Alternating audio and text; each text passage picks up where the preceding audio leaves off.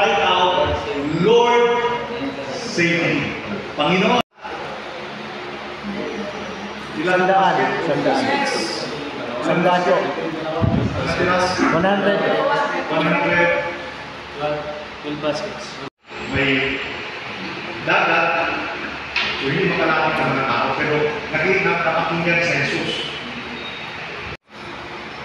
Dahil maasahan, Jesus should be followed.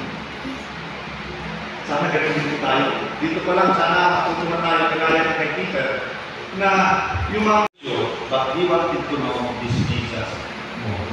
Gusto ko pang malaman. Gusto ko pang meron pa palang tatlong himala na nangyari mula sa verse 20 to 33. Ano yun?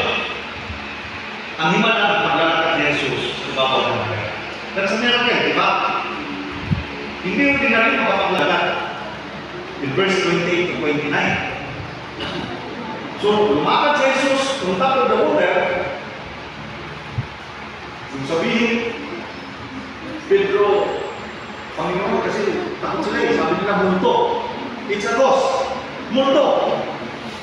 Tapos, kung malapit ka, sabi ni Jesus, ang himala ng pagmumpa ng subasko. Itong mga nakaraan, kanina lang parang may subasko. Subasko. Minsan na nakasakay kami sa verse 27. Take courage, it is I. Don't be afraid. Huwag kayong matakot ako ito. If it's you, tell me to come to you to the water. Kaya ito yung sabi ni Peter, no? Hindi pa siya sigurado. Kasi sabi niya, Panginoon, kung ikaw talaga yan, ito ay isang statement na may pagdududa. Panginoon, kung ikaw yan, hindi siya sigurado. May mga panahon information kung di ko, na may nawawala at sana makita. The last few days, meron na